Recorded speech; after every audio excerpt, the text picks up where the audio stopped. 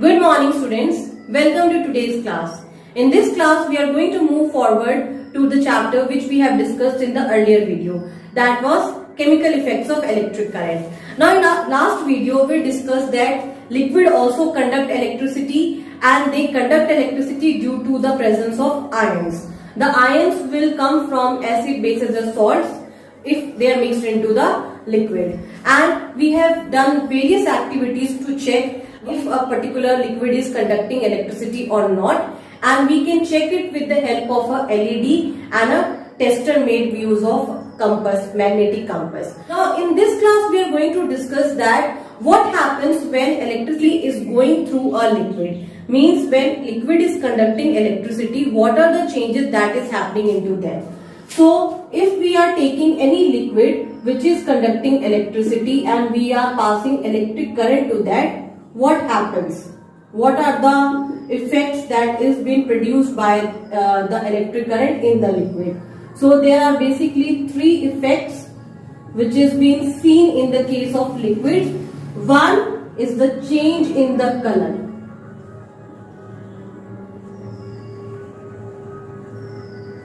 Second is the formation of precipitation.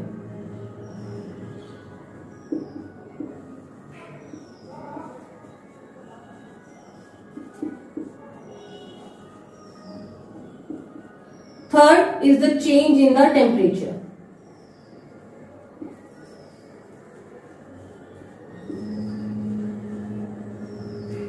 So basically, if a liquid like tap water or any other liquid is conducting electricity, maybe all these changes or any one of these change will definitely happen. That will be change in color, formation of precipitation or change in temperature. This we can easily understand by an activity where I am going to show how we can understand these changes.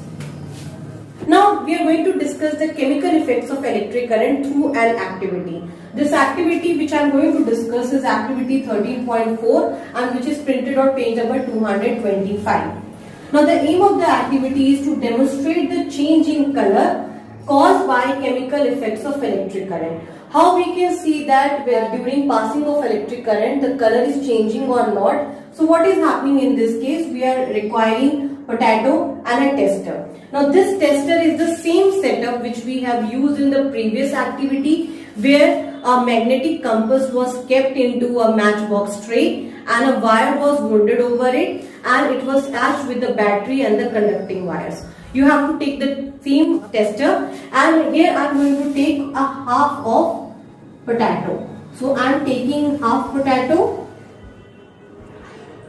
and I am putting the free ends of the wire in this potato which is attached to the battery and a magnetic compass.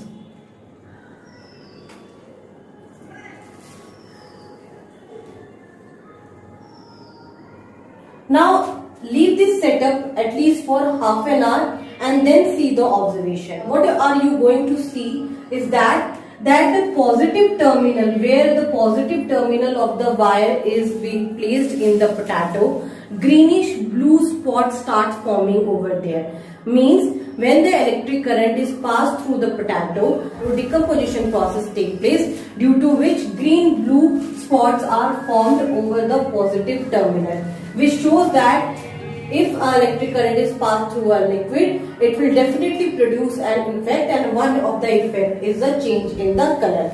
Now we will discuss the application of the chemical effects of electric current, since as we have seen that during the chemical effects of electric current, decomposition process is happening. Means if the salt is present, that salt is broken down into the ions. So here the decomposition process is taking place.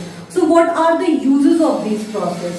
What are the uses of chemical effects of electric current? We are going to study in the next part of the video. Now let's start with few applications related to chemical effects of electric current. Means when electric current is passing through liquids, then what effect they are producing? Can it be used in some application? Definitely it can be used. One of the processes is electrolysis.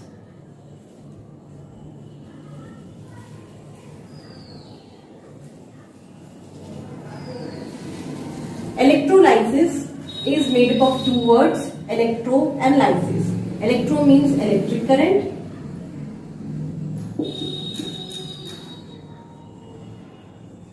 and lysis means breakdown.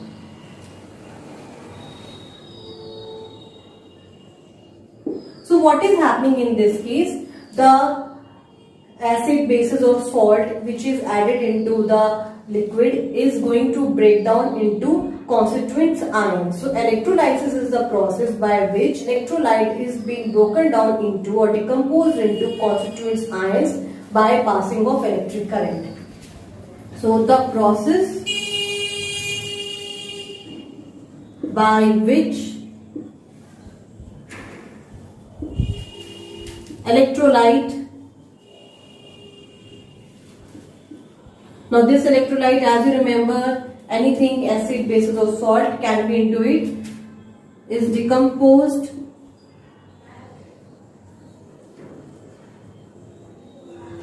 into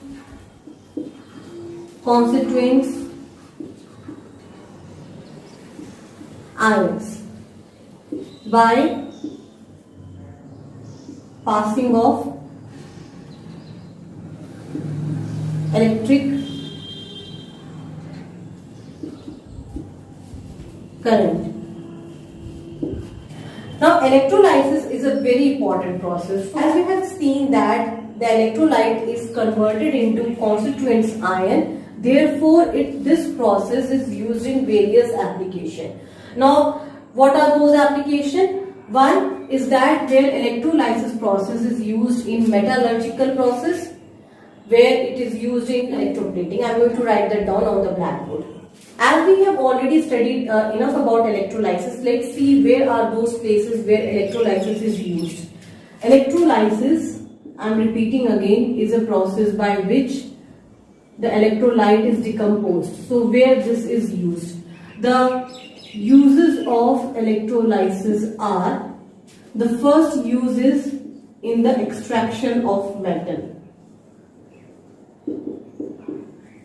Metals are extracted using electrowinning and electro refining process, and here that process is electrolysis.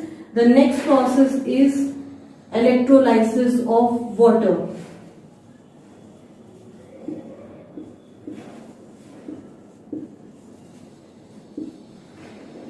In this process, the mineral ore is used and the metal is extracted from it, and in this process the water undergoes electrolysis process to get hydrogen gas and oxygen gas. The third application or use of electrolysis is electroplating.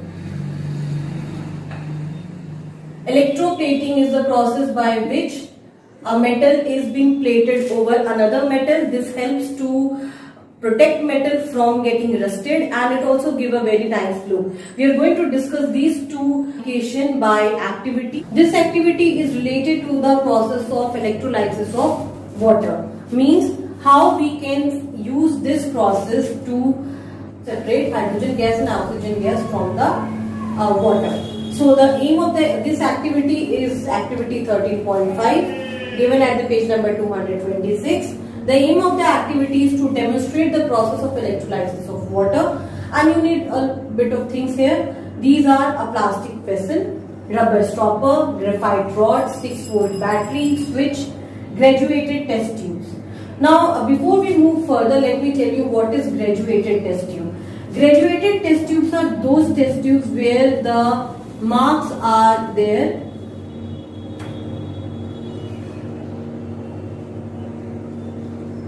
to know the exact level to which we are going to fill the test tube with the liquid or anything related to that. So we have a markings on the test tube. So we are going to first set up the apparatus for the process of electrolysis of water, and let's see what happens in this process.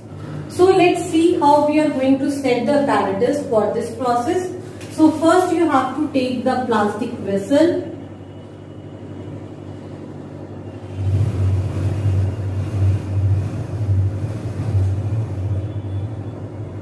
and drill 2 holes in the bottom of the vessel and insert rubber stopper.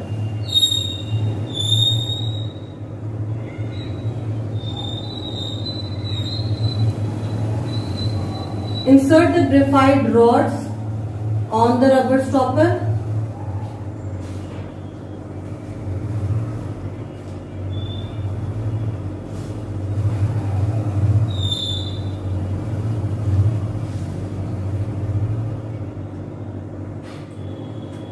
Now attach it with the 6-volt battery.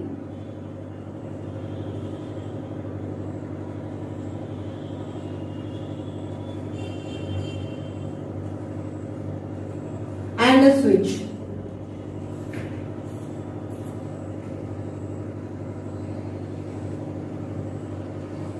Now make sure that electrode is going to be there. Make sure the cathode is on this side and anode on this side. Now put the graduated test tube over the graphite rod.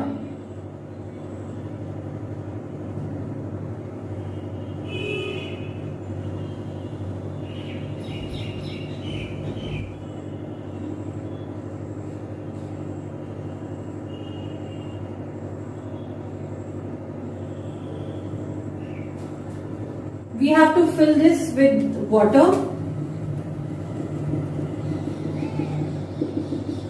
Since we are doing the electrolysis of water, the electrolyte will be water, and already tap water is actually conducting the electric current, but to make the process go in a bit better way or to conduct more electricity, we are going to add dilute sulfuric acid into this water. This will initiate the process in a much better way. So dilute sulfuric acid is added into it. So this is water plus dilute sulfuric acid. Now what we have to do, we have to put graduated test tubes over these graphite rods, and we are going to let the electric current pass through the whole setup by closing the switch, and let this process go for some minutes. After a while, what you will see is that the bubbles are forming near both of the test tube. What are those bubbles and why they are forming? I am going to explain that. First, draw this diagram into your notebook and then label it properly. What are the labelings? This is electrolyte. This is graphite rod. I've already mentioned cathode and anode. This is switch. This is battery. This is wires. This is a plastic vessel. Now make sure that diagram is neat and it is labeled properly. As I have already told you in many of the classes that labeling should be done on one side only. If there are a lot of labelings, then you can do it on both of the sides. But generally labeling is done on one side and the diagram should be neat. You should never use a blunt pencil for drawing the diagram. So why the bubbles are forming in the test tube? You will see that the bubbles are forming in the test tube and the gas has displaced the water present in the test tube. What is happening here and why this process is taking place? The answer is electrolysis. So that I am going to explain. Now let's take out these graduated test tubes.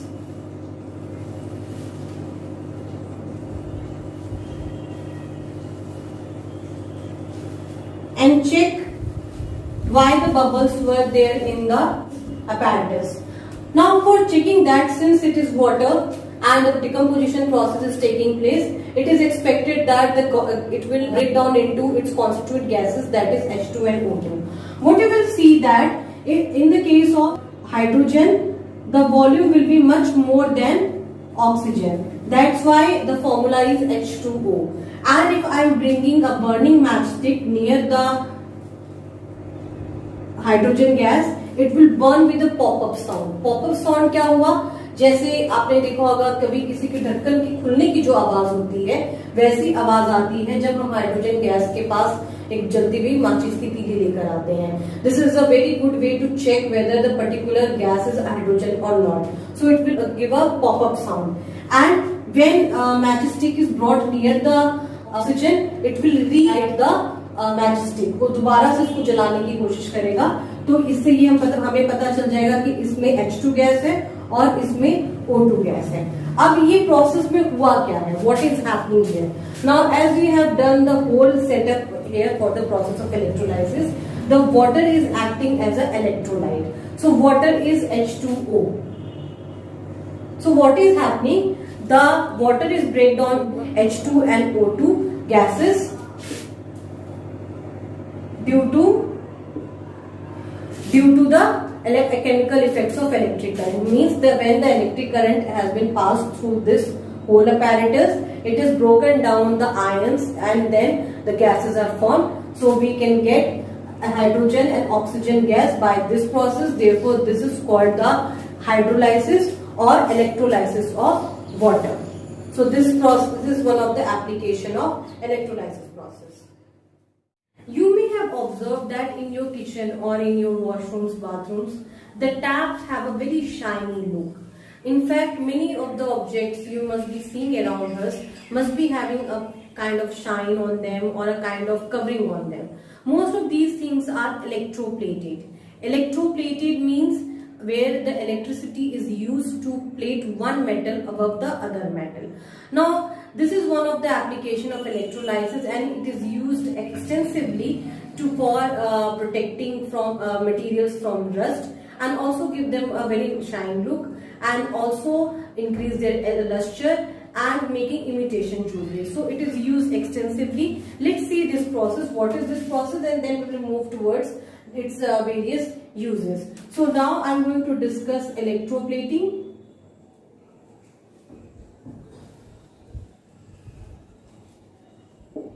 Electroplating, as you can easily see through the term only, we can understand what this process is all about.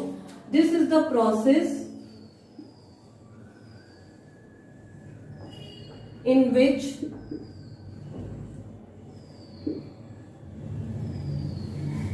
one metal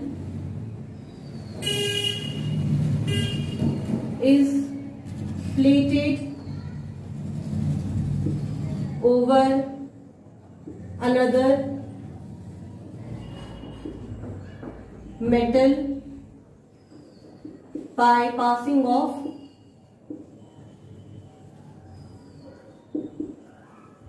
electric current.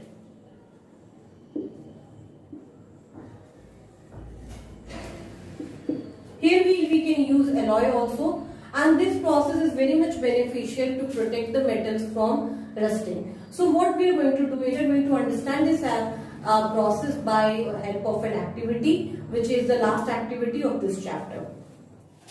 So now we are going to understand the process of electroplating. The activity is activity 13.6 and it is given at the page number 227. Aim of the activity is to demonstrate the process of electroplating.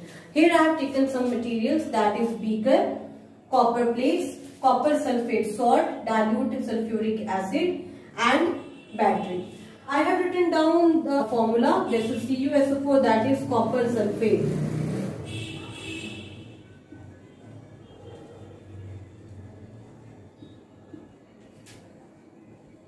This is sulfuric acid. So if you have any confusion, so this is all about. So what is in this case is that we are going to use copper sulfate solution to plate the copper plates. Now we have to make again the same kind of setup as we have made in the earlier activity. We have to set up the whole apparatus again to let the process go on. So now let's see how the apparatus has to be made for the process of electroplating. Here I am going to take two metal plates, that is copper plates, that is around 10 into 4 centimeter, and just rub it with the sandpaper to make it clean and put it into a beaker.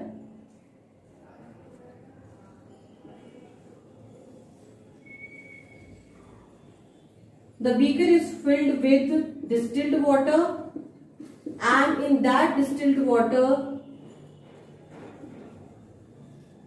copper sulfate and dilute H2SO4 is added. Now why I have added this? Because distilled water is pure, it is not going to conduct any electricity. But when I am adding copper sulfate, which is a salt, it is going to help the electricity conduct through it. But if I am adding sulfuric acid into it, which is a very strong acid, this will help this electrolyte to conduct more electricity. Therefore, so that it can conduct more electricity, I have added dilute sulfuric acid into the electrolyte. Now we have to attach these metal plates with the help of the wires.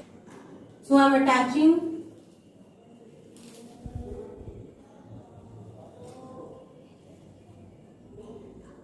the copper plates with the battery so that the current can be easily passed through it. Let this set up for 15 minutes around and then see what is happening in this apparatus. What you will see that the copper is being displaced to this metal plate. Means what is happening in this is the electrolyte is being dissociated into its constituent ions and then copper is being plated over this. Now how we can use this? For example, अगर आपको किसी चीज पर copper की plating करनी है to make it more lustrous, to make it more rust proof, then what you have to do, you have to just replace this with that material. Let's take a spoon here, or we can take maybe a key where on which we can do the electroplating of copper. So what I am doing, I am attaching this spoon over here. Now on which side, on which terminal you have to attach the spoon, that will be your cathode. You don't have to touch the anode. Anode will be like that only. Cathode will be the terminal on which we can attach different things which can be electroplated. So what is happening here? In this electrolyte, which is having copper sulfate, Cu2 plus and sulfate ions are dissociated.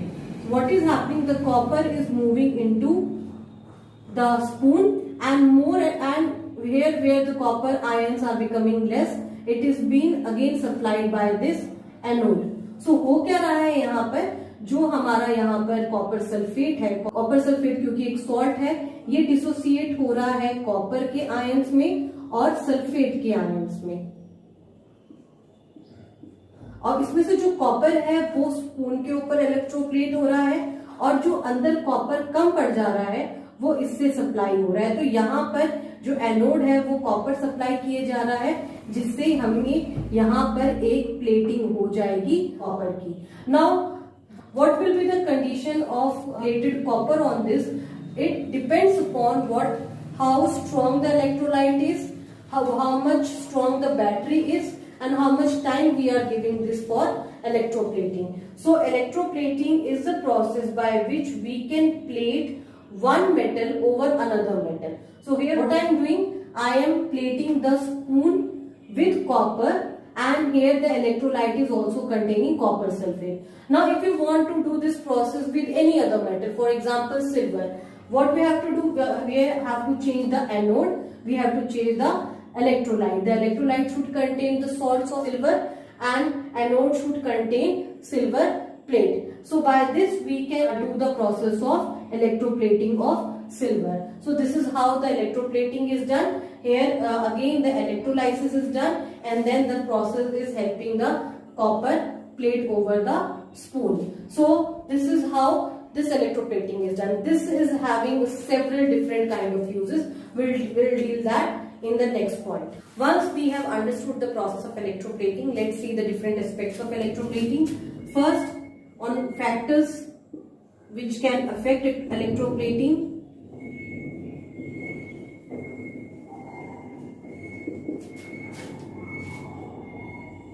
Strength of electrolyte,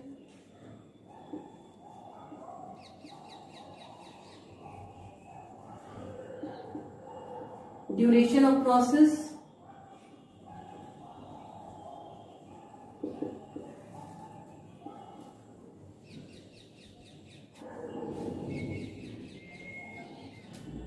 and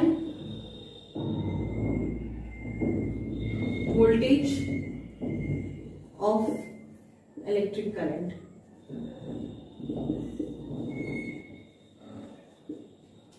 Next, why we do electroplating?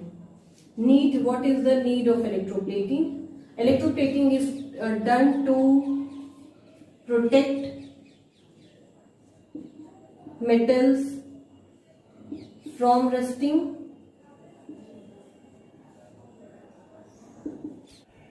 and to make it shiny and lustrous.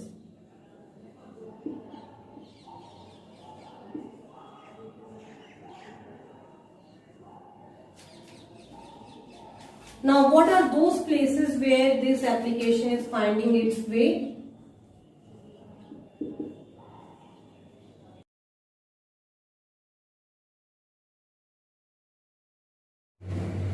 So, what is the first application of electroplating? It is used to make imitation jewelry.